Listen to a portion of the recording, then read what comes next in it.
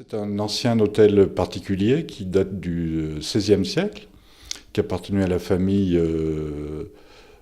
Teilhard de la Théris, qui s'en sont séparés en 1827, qui l'ont vendu au département, qui a acheté ce local pour en faire la sous-préfecture. Et ce bâtiment était le siège de la sous-préfecture jusqu'en 1926, où le service a été supprimé sous la Troisième République.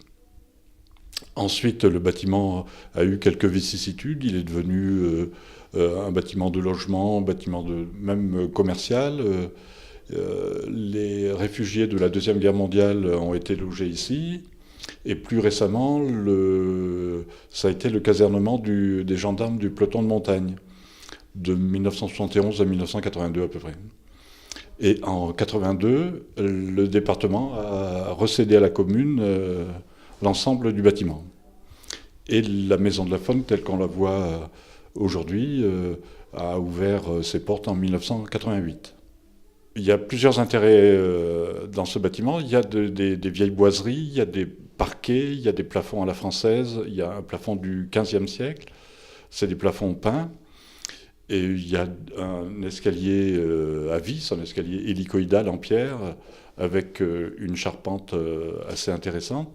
Et il y a aussi des bois de charpente, de la charpente principale, qui sont incurvés et qui sont d'une seule pièce.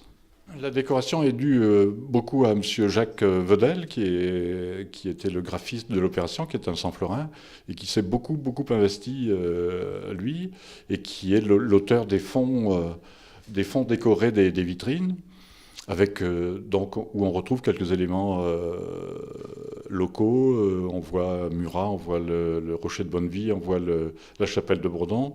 Il y a une réflexion qui est engagée par la commune sur l'amélioration de la présentation des animaux en plusieurs stades. Dans une première réflexion sur la modernisation des lettrages, par exemple, sur les vitrines, un truc assez léger, assez classique, une modernisation des éclairages qui sont assez sommaires et beaucoup plus fins et qui s'inspirent de la muséographie un peu actuelle.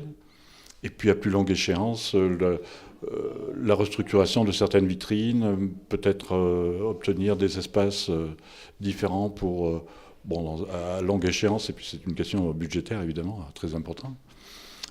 Créer un espace de réalité virtuelle ou quelque chose comme ça. Améliorer la bande sonore aussi. Oui, il y a beaucoup de choses à faire encore ici.